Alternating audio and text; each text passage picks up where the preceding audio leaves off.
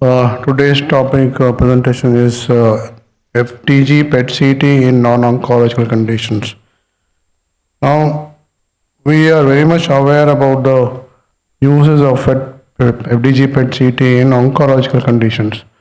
Now, very few of us know that even non-oncological applications are possible. So I chose this topic to discuss the various non-oncological indications. Recently, practice guideline document has been released by Intercollegiate Standing Committee on Nuclear Medicine of UK. That is evidence-based indication for the use of PET-CT in UK. That is the fourth edition. The first edition came out in 2012 sometimes. And this is created by or released by a joint committee of British Nuclear Medicine Society, Royal College of Radiologists, physicians and clinical oncologists as well. So this document describes various indications of PET-CT, and within this document there are various indications of FDG PET-CT as well, which is in oncology as well as non-oncology. So I picked up those indications of non-oncology and will present here. So as per this guideline, the non-oncological indications of FDG PET-CT is in neurological area, cardiology, the vasculitis, infection, inflammation, and pyrexia of unknown origin. So let us explore these indications, these various broad areas. Neurological indications, the three main areas are there: dementia and other neurodegenerative disorders, epilepsy, and encephalitis. Now, in dementia, the structural brain imaging with MRI is normal or inconclusive, and clinical suspicion for a neurodegenerative disorders remains high, then FDG PET-CT is indicated. It also aids in the differential diagnosis of dementia types. It monitors useful in the monitoring the progression of the neurodegenerative diseases. Used an adjunct tool in differentiation of degenerative Parkinsonism, particularly if associated with cognitive impairment. Epilepsy, it helps in the localization of epileptogenic focus when co-registered with MRI. It helps in pre-surgical assessment of drug-resistant focal epilepsy and complex partial seizures. In encephalitis, it helps in the diagnosis of autoimmune encephalitis and differentiation of its different subtypes. Coming to cardiological indications, assessment of myocardial hibernation and viability is the most common indication in cardiology. Apart from that, we also explore the areas like cardiac inflammation, sarcoidosis, treatment response, myocarditis, and cardiac infections, infective endocarditis, and cardiac implantable device infection. That is because so many implants and prosthetics are being used nowadays. So we can rule out infections by doing an FDG PET-CT. Vasculitis, in the situation of suspicion of vasculitis, to determine the presence, extent, and distribution in patients with suspected medium or large vessel vasculitis, to exclude other pathological processes which could result in atypical clinical presentation mimicking vasculitis, to confirm active extracranial vascular disease in patient with clinical suspicion of vasculitis in which conventional imaging is negative or equivocal. Also, in the suspicion of vasculitis relapse during the tapering of the glucocorticoids or during the immunosuppressive therapy. Coming to infection and inflammation, specific indications where FDG PET-CT may offer advantages: suspected implantable cardiac device related infection, suspected central or peripheral vascular graft infection, diabetic foot, detection of focal sites of infection in immunocompromised patients, spinal infections, possible multi-resistant tuberculosis, especially in HIV positive or otherwise immunocompromised patients, post-fracture osteomyelitis. Also helps in the diagnosis and prognostication of idiopathic retroperitoneal fibrosis. It's also used as a problem-solving tool in complex cases of autoimmune disease.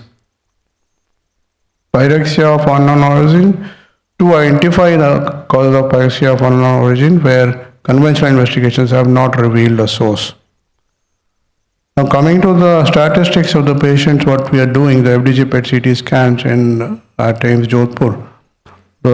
We started in February 21 and till November 2022, I'm presenting the data. The total PET CT scan done is around 2,780, out of which the oncology PET was for 2,425 patients, PET non-onco for 355. This is a distribution for neurology, cardiology, and infection. Putting it into the graphical view, total around 13% of the total patients underwent FDG PET CT for non-oncological indications. Within that 13%, we have almost 50% is neurological indications, and around 40% is cardiological indications, and then 10% is indications, infective indications. Now I'll take you to different indications and show some cases, how it has been useful in guiding the management of the patients. Coming to infection and inflammation. Now first we should discuss the mechanism of uptake of FDG. Now we know the mechanism of uptake of FDG in malignant cells. The hyperactive cells are there, cells with hypermetabolism, they take up glucose more, and FDG is a glucose analog, so similarly it is taken up by the neutrophils, lymphocytes, and the macrophages in active infection and inflammation. And the main pathway is a glycolytic. The FDG enters into the cell through the glucose transporter protein, and the exokinase, the enzyme, converts it into FDG 6-phosphate.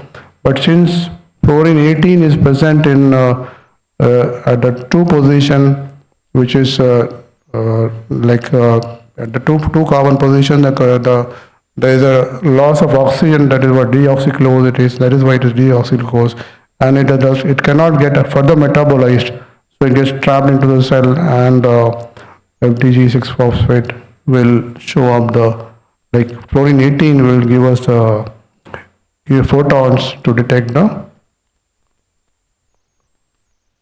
events. This is a schematic diagram showing the mechanism of uptake of FDG in neoplastic tissue and the interstitial tissue. You can see here in the neoplastic tissue, the proliferating cells and the viable non-proliferating cells are showing the FDG uptake. The gray ones are the FDG uptake ones, the cells which take the FDG uptake. The white ones, that is a necrotic cell in the neoplastic tissue, will not take up the cell because there are no viable cells. In the interstitial tissue, we have macrophages and granulocytes which are activated, and the young granules in tissue as well as activated fibroblasts which take up the FDG, and that is how FDG accumulates in inflammation. This is the mechanism of FDG. The uptake is regulated or rather upregulated due to the GLUT1 surface receptors, intracellular hexokinase, and the intracellular fructokinase, phosphofructokinase, which leads to the increased glycolysis and the more FDG uptake. So this is the cellular mechanism of FDG uptake. Now,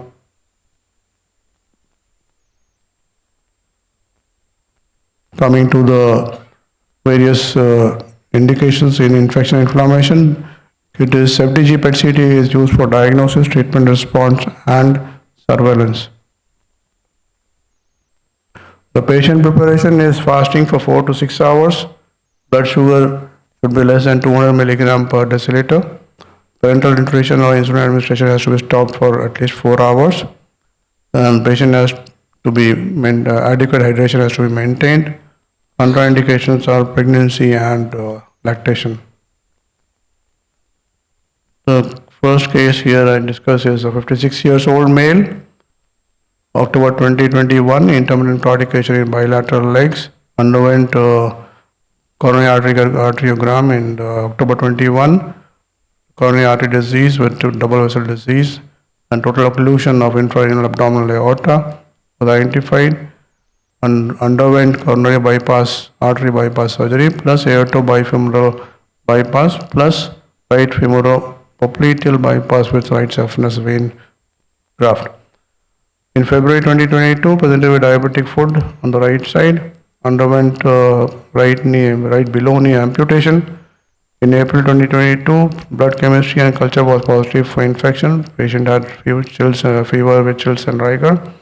Since he had a pain in the right hip joint, MRI was done for hip joint and there was no evidence of osteomyelitis. Referred for PET-CT to look for any focus of infection. And the PET-CT and FDG PET-CT shows here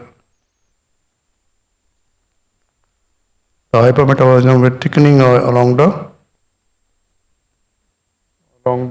we can see the walls of the aortofemoral bypass and common iliac, bilateral femoral limbs, the aortofemoral bypass graft and bilateral femoral limbs. That is likely infective etiology, that is what we suggested. Case 2 was a patient had an MI in 2019, left hemiparesis, received thrombolytics. December 21, PTCA was done to the left circumflex artery. For the patient had a dip in GCS in February 2022. In February 2022, MRI brain was done, which showed acute to subacute infarct involving left MCA territory and intraparenchymal hemorrhage in left parietal lobe and left posterior limb of internal capsule. The high sensitive CRP latex was raised, ESR was raised, Procal was raised. Blood culture showed the growth of Pseudomonas. And FDG PET-CT was patient was referred for FDG PET-CT for evaluation to look for focus of infection. Now what we see here is that there is a hypermetabolism along the left circumflex that stent which was introduced there. The possibility of infective etiology was suggested. Case 3, this is a case where a patient had hypertension and hypothyroidism. 2014, diagnosed with six-sinus syndrome, underwent permanent pacemaker implantation followed by lead replacement in 2015. Developed fever in October 21. At AIMS, the investigations were done, the biochemical investigations were done, and in November, CRP, Procal, ESR blood was raised. Blood culture showed the growth of Staph aureus, MSSA positive. Antibiotics were started, fever still persisted, ultrasound done, showed superficial thrombophlebitis of left cephalic veins, CT chest abdomen, multiple centrilobular nodules in bilateral lower lobes, likely infective. Blood culture was repeated again after 2 weeks, after 3 weeks, and then it showed Staph aureus, which was MRSA positive. PET-CT was indicated here to detect the focus of infection. What we see here is hypermetabolism along the pacemaker leads predominantly in extracardiac portion in the left pectoral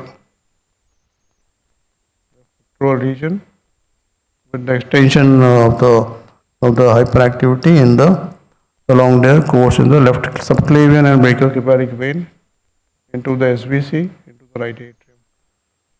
So this was suggested to be a likely infective etiology. This is the same patient. Again, we can see here the focus of the increased uptake, which is indicating the infection of the leads. Coming to the next case, 68-year-old woman, history of fever, night sweats and weight loss for 4 months. Physical examination, no palpable lymphadenopathy. Blood chemistry was essentially normal. CT of the chest revealed multiple enlarged mediastinal and hilar lymph nodes. FDG PET-CT was indicated here, and FDG PET-CT showed the increased radiation uptake in the bilateral, mediastinal, and hilar lymph nodes, and we suggested either lymphoma or active inflammation of the intrathoracic lymph nodes. Biopsy of a subcarinal lymph node was done and it revealed sarcoidosis. Patient was started on corticosteroids, and 1 month later, the patient reported with almost complete resolution of the clinical symptoms, including fever, chills, and night sweats and weight loss. This is how FDG helped in this patient.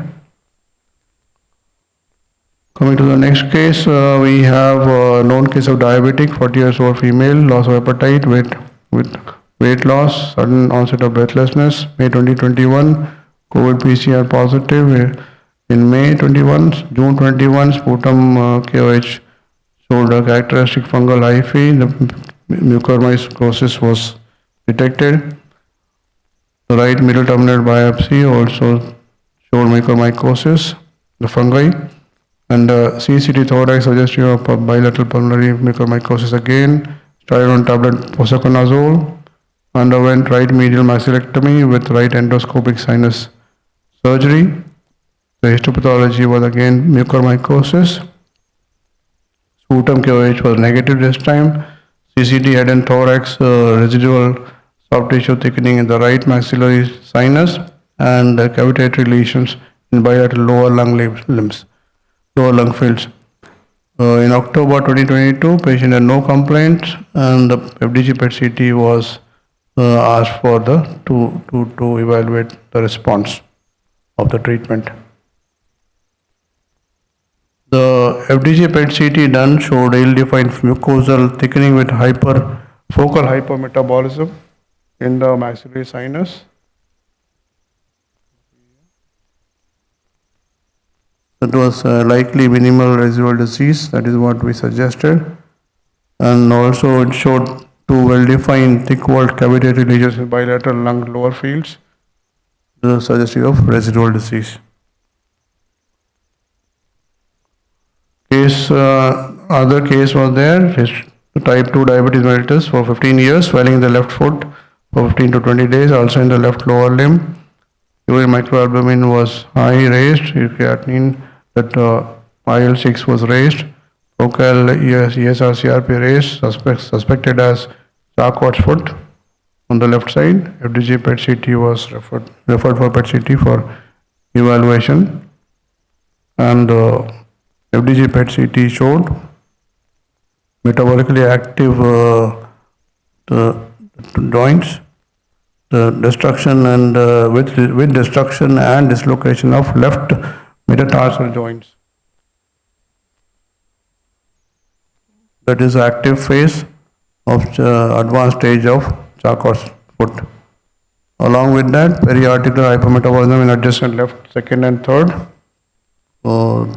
metatarsopharyngeal joints, as well as the tarsal joints was seen. It was the active phase of the early disease, early Charcot's.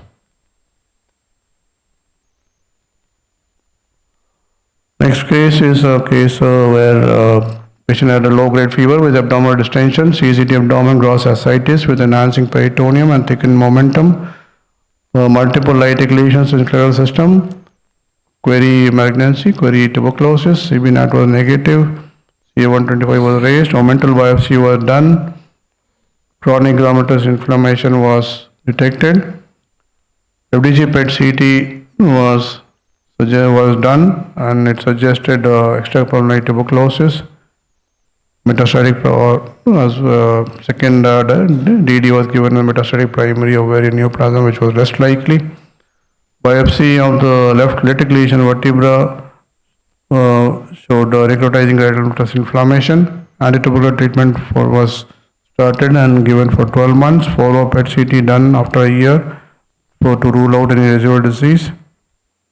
The follow-up PET-CT, this is the baseline, the follow-up PET-CT. We can see the resolution of most of the lesions in the follow-up post-ATT, the follow-up PET-CT, with a small focus of uptake in what is a lytic lesion in the manubrium, showing little residual disease.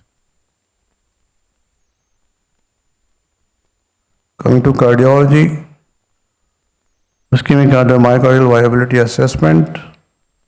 A patient, on any event of myocardial ischemia can have these different outcomes. If it is severe and prolonged, myocardial necrosis happens and there is no return of contractile function. If the reperfusion is done within a period of time before the necrosis occurs, there is a relief of ischemia, but the recovery of function takes a few weeks, and that is stunned myocardium, the transient post-ischemic dysfunction. The chronic low flow can lead to decreased metabolism in the cells, but which are viable, and those basically myocardium are called hibernating myocardium.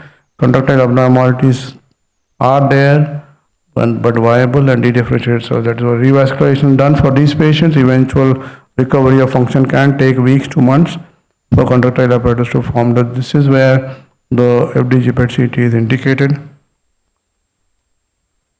The patient preparation as per the Association of the American Society of Nuclear Cardiology protocol.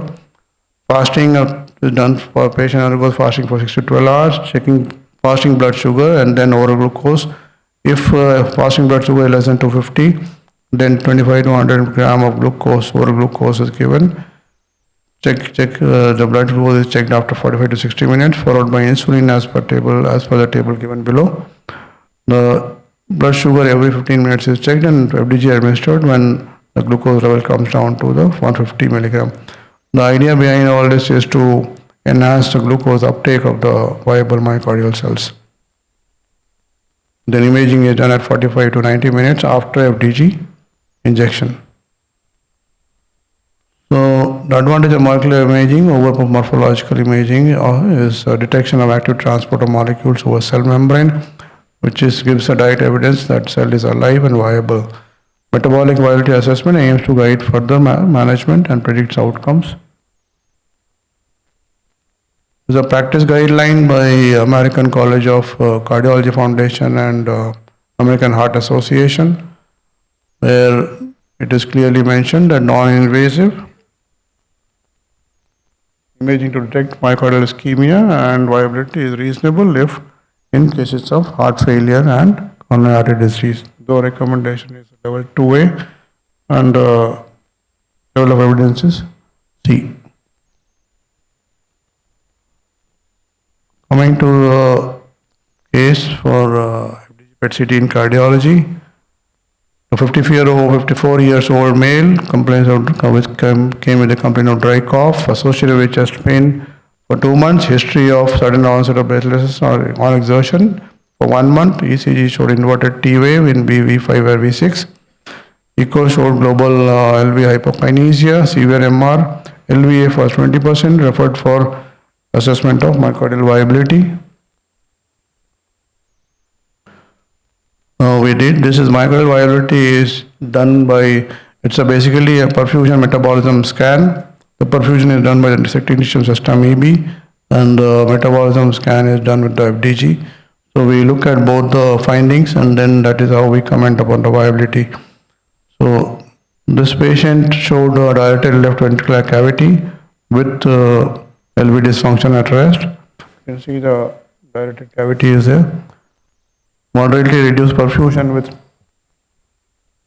seen in the mid to basal inferior wall with a preserved metabolism on FDG. So these are perfusion scans. This is metabolism scan. Again perfusion metabolism. So this is various axes. The slices are cut and displayed by the system. So this was diagnosed as hibernating myocardium. Okay, next case, 58 years old male, complaints of chest pain, LED 90% ostial blockade and 100% proximal stenosis. Referred for assessment of myocardial viability. This patient showed again the grossly dilated left ventricular cavity with severe LV dysfunction, perfusion defect with absent metabolism in apex, anterior wall, and anteroseptum was seen. You can see the perfusion is absent and also the metabolism is absent. So the patient was identified as having a transmural scar, non-viable myocardium. Coming to infective endocarditis, it is a condition in which microbial infection occurs on the endothelial surface of the heart. It is characterized by formation of valvular vegetations, fenestrations, abscess, and dehiscence of prostatic valves. Now, there is a specific patient preparation for infective endocarditis, not like a regular FDG scan for viability. Here, the patient for 24 to 48 hours is put on high-fat diet and a low-carbohydrate diet at the same time. Patient comes for the scan with the fasting of 12 hours. The principle behind this preparation is to suppress the physiological FDG uptake in the myocardium because we need to detect the infective focus, which also will show a FDG uptake. So here is a case of infective endocarditis where what we see is that aortic valve replacement was done in March 2021. In March 2021, patient developed fever. At the same time, with pseudomonas, which the blood culture revealed positive pseudomonas, and aortic valve tissue culture also revealed pseudomonas. November 21, developed similar symptoms for 2 weeks. Patient was put on antibiotics. It was asymptomatic for 6 to 7 months.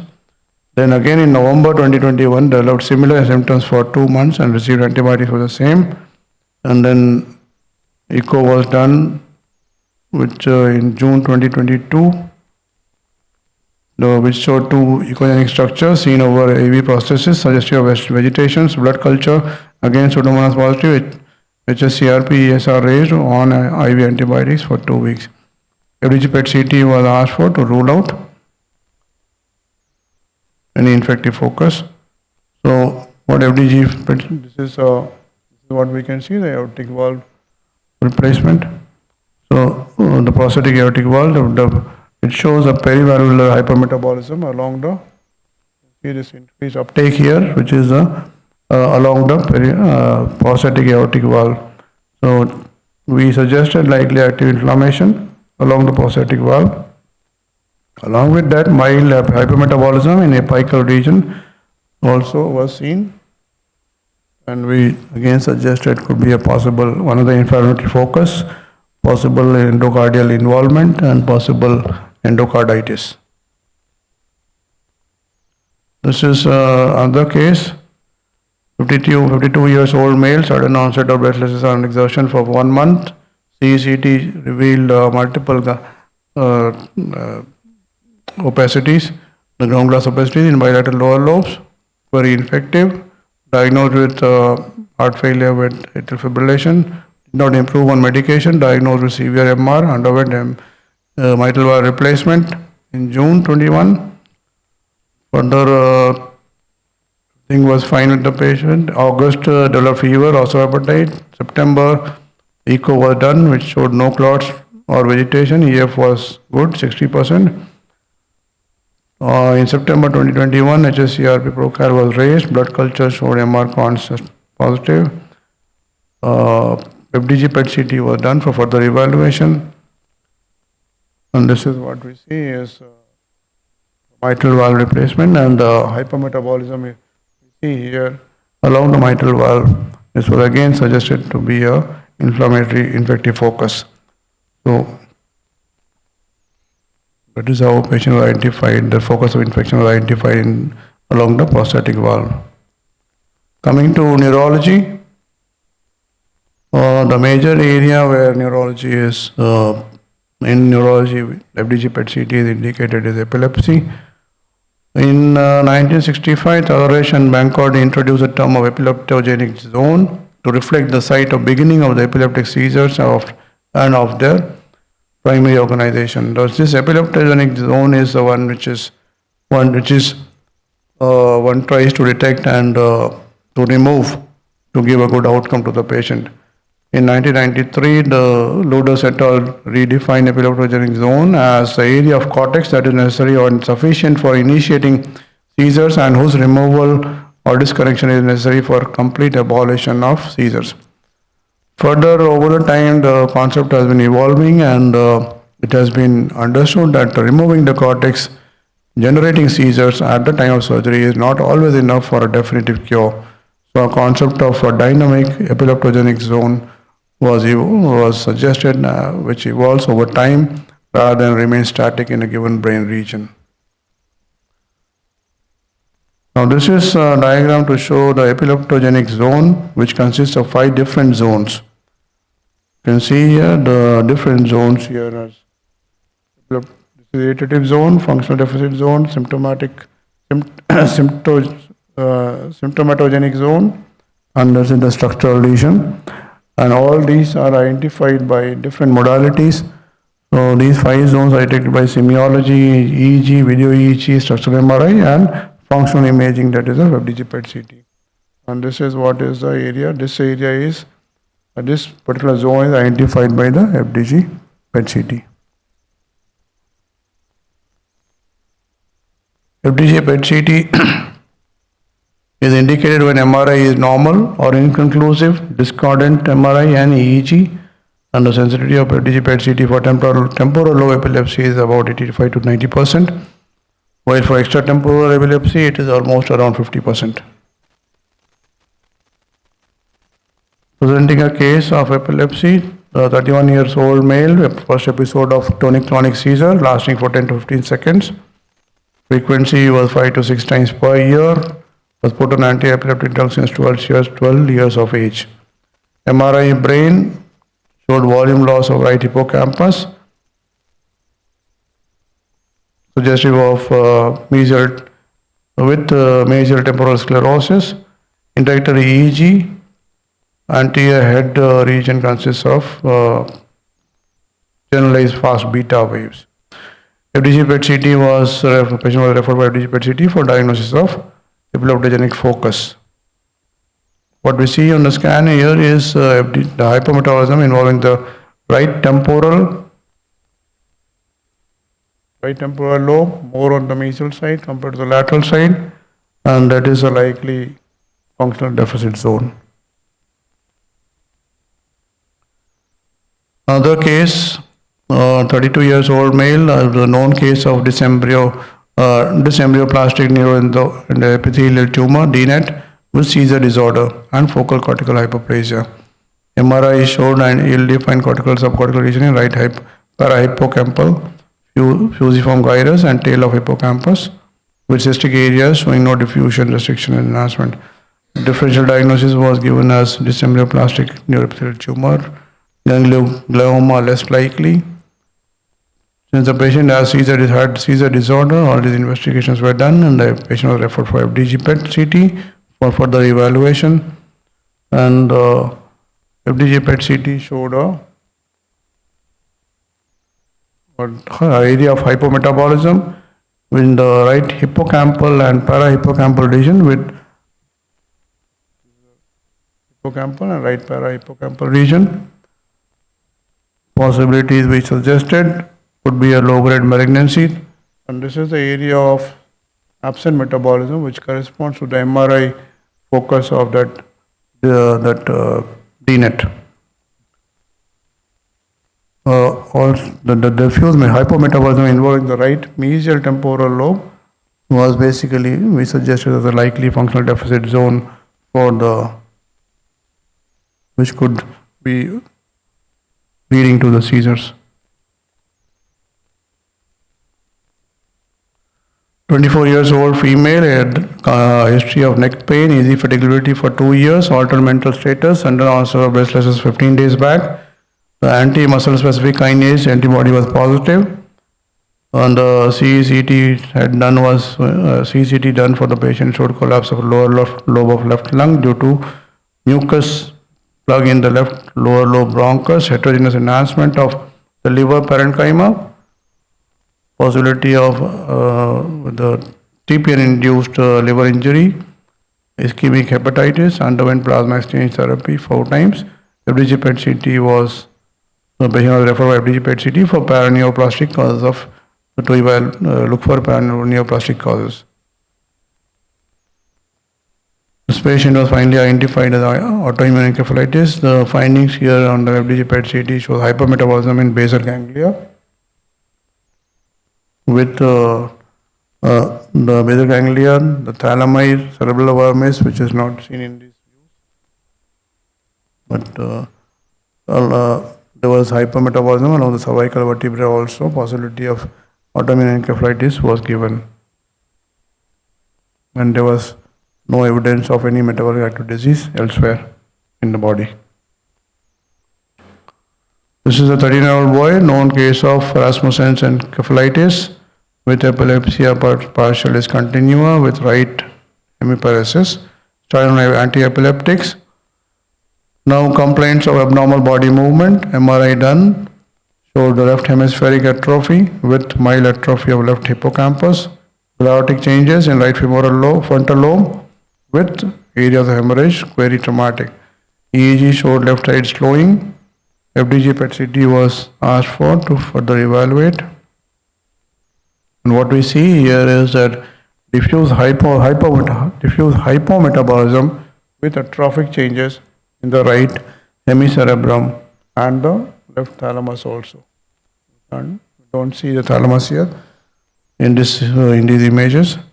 This is a typical finding of Rasmussen's encephalitis. Coming to next case, 82 years old male, history of backache developed in 2019, weaknesses over the bilateral legs, received intravenous immunoglobulins, now complaints of loss of memory and irrelevant talks occasionally. The mini mental state examination, the neuropsychological battery test, revealed a figure of 23 out of 30, which is indicative of mild decrease in cognitive function. Suspected case of Marwan syndrome, oblique frontotemporal dementia. So FDG PET CT was asked to further evaluate and identify the. This FDG PET CT done for this patient showed hypometabolism in bilateral, in the frontal lobe as well as the temporal lobe, and this is it goes in favor of frontotemporal dementia. Another case, known case of Parkinson's disease since 2014, now being admitted and managed for subcutaneous emphysema and right pneumothorax. And CCT brain revealed, basically didn't reveal anything, normal study. Patient was on tablets in dopa, referred for further evaluation. And what we see here is mild diffuse hypometabolism in bilateral prefrontal regions and parietal lobes with preserved metabolism in basal ganglia.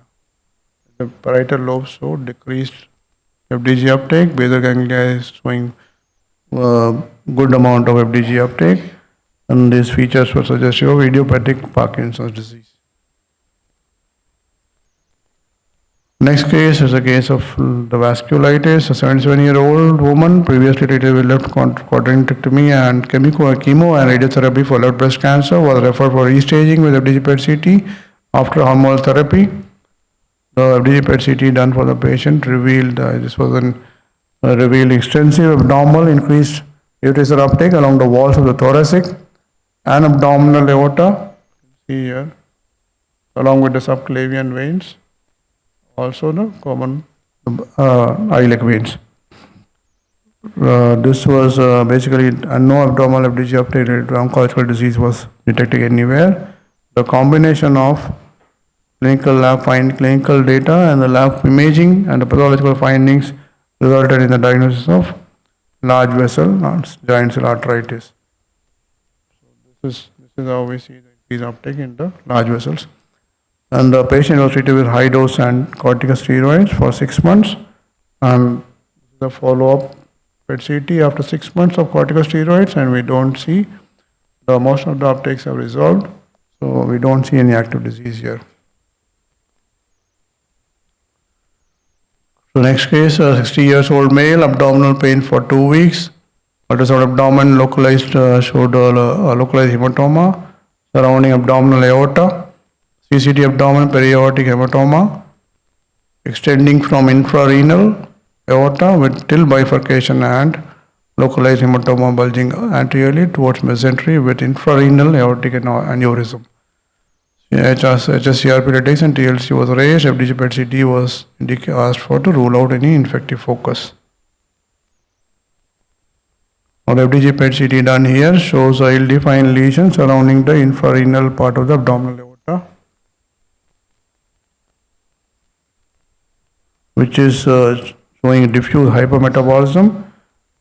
It was suggested that this could be a likely active inflammation in a known case of abdominal aortic aneurysm. So finally, to summarize, FDG PET-CT is a valuable tool in the diagnosis, treatment evaluation and follow-up of patients with infections and inflammatory conditions. It's almost a gold standard for cardiac viability assessment. It has an important role in the evaluation of various epileptic syndrome, dementia and movement disorders.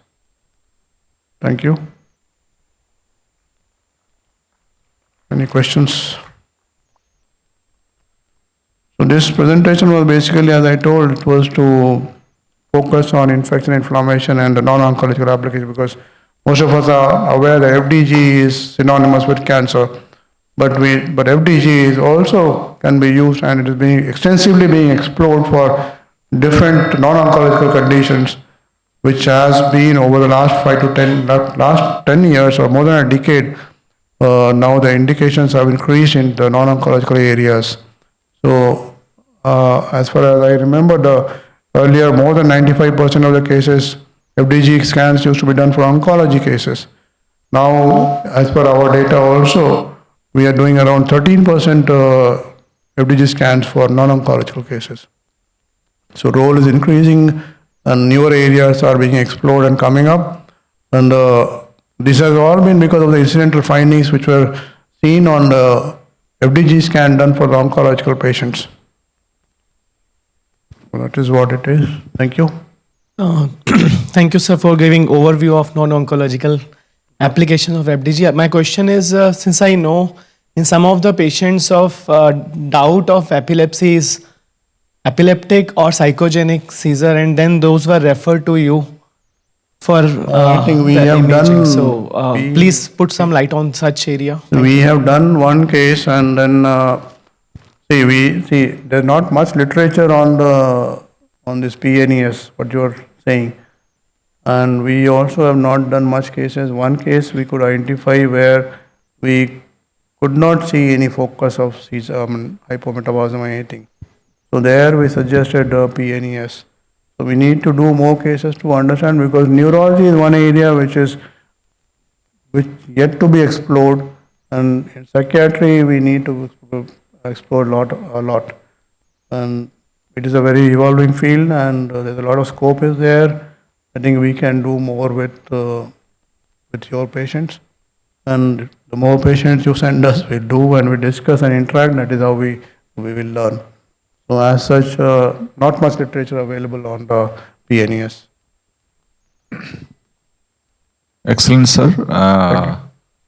Basically, that case of the lead, PTCA lead infection was admitted with us, and blood culture was growing every time the bacteria, and we were not able to find out, and we suspected the lead infection.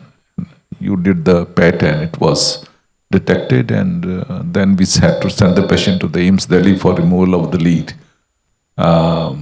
So definitely it's helping us in many areas, but surprisingly we diagnose nowadays many cases of the autoimmune encephalitis query when we do not find any other evidence of the infections. So now it enlightened us that you can definitely guide us. Autoimmune encephalitis. Rightly said, sir. Yeah. The FDG PET-CT gives us, basically corroborates our finding, and it strengthens our results. Yeah. And helps with the diagnosis and the management of the patient. Because all these cases we are sending blood to the NEMANS for the antibody levels done, and it takes lot of time. Right. And money also. So I think that will be the easier way That will be easier way, Way correct? to do We can, it. where we can, there are patterns described, and as we do more cases, Yeah. we will be confident in identifying, because neurology is one area, or FDG PET CT in brain. Yeah. At times it is difficult to identify or pinpoint what it is, but definitely as we do more cases and based on the pattern of findings and the clinical understanding and discussion with you people, we can definitely improve upon and we can do much better. And in certain, there are very few centers in India and very few centers in the world where neurology is into neurology or into non-oncology. People are doing a lot of studies. So we need to explore and we need to do more here. Wonderful, sir. Thank you. Thank you. Dr. Rajesh, thank you very much. That was very beautiful illustration of some of the abnormalities that you can bring out. Actually, I'll start. I have got a couple of queries. So first was in relation to, you have very beautifully demonstrated how PET can be used to show occult infections or inflammatory pathologies. So first query was, how does this work vis-a-vis other investigative modalities? Like you said that the echo didn't pick up the infective endocarditis, and then we have many cases like this in the ICU where we have high-grade fever going on and everything else has come negative. And so should we probe whether do a PET and show the CVP line or an occult infection in the abdomen? Should we use it on a routine basis, or we first start using other modalities and then go to PET? What are the false positives and false negatives? That's the first one. The second question was, of course, we send a lot of patients from neurology to you, and you have rightly shown its usage in epilepsy as well as dementia, autoimmune encephalitis, and movement disorder. From what Dr. Garg was suggesting, that we use PET, we obviously use PET for showing the functional abnormalities which are being brought out by autoimmune encephalitis, because many times the MRI is negative. But it does not also mean that we don't do the antibodies, because antibodies, each antibody, if positive, has a different kind of a spectrum.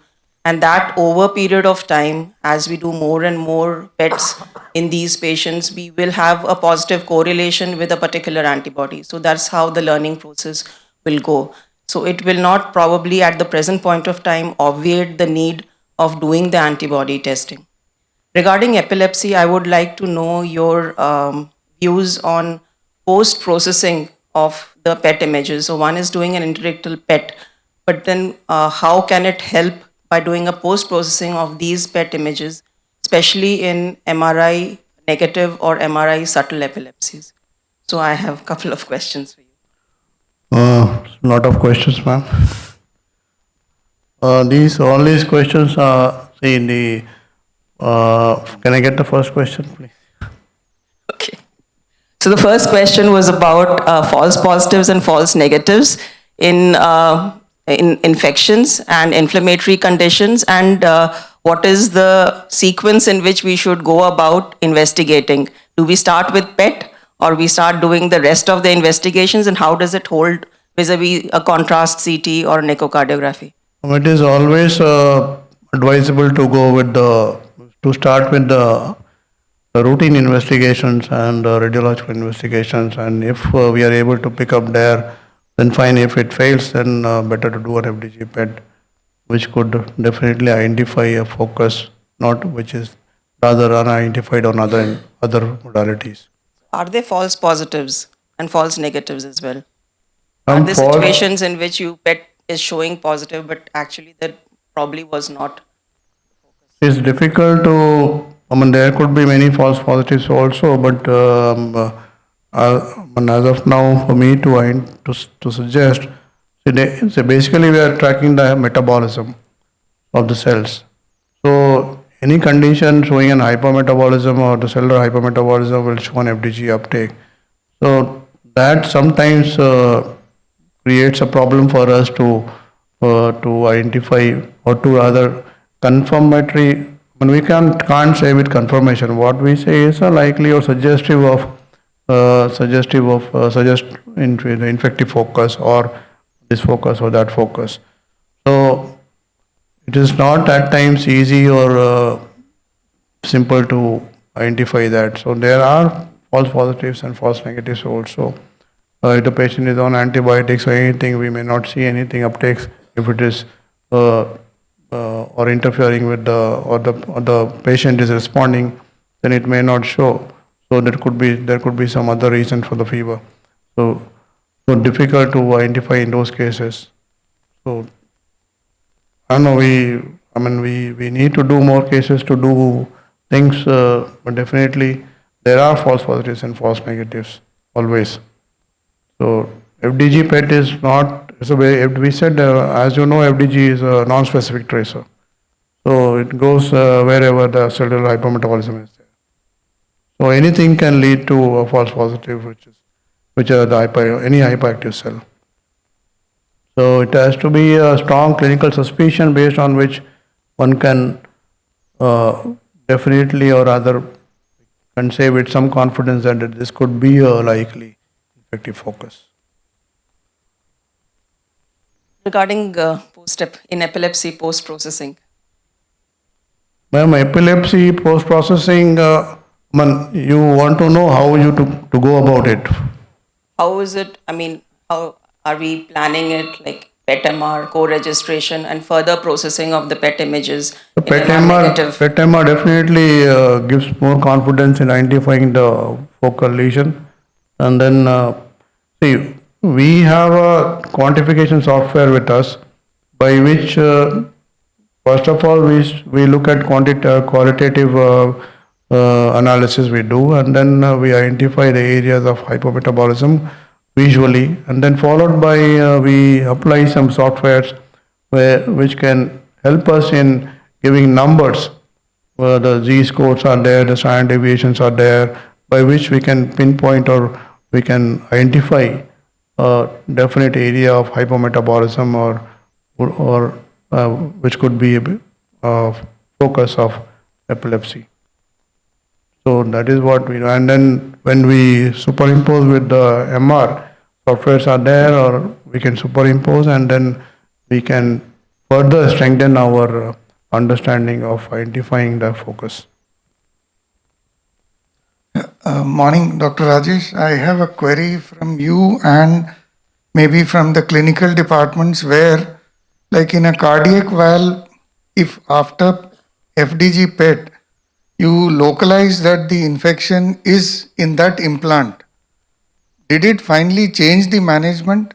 Because like Sir had mentioned that PTCA lead was removed, but were these cardiac valves also removed? And why I am asking this is at times we get is real trouble with the ventriculoperitoneal shunts where we know that there is some infection somewhere, but we are definitely not able to pinpoint it. So I was just wondering if we can probe that. If your PET reveals that that's actually the site of infection, it would give us a little more evidence at times in a few cases where we would remove the shunt based on this. But if none of the time the management was changed, then it might not actually help in just pinpointing it. That's why my query. See, identifying the focus can help us in a way where if we can grow some cultures and try to treat those with specific sensitive antibiotics, that is what I think I don't have any further information on the outcome of these patients. I think Dr. Surinder Devra from cardiology would can enlighten on that. Thank you, sir. It was a nice presentation. So, to the questions what the sir has asked regarding the cardiac devices infection.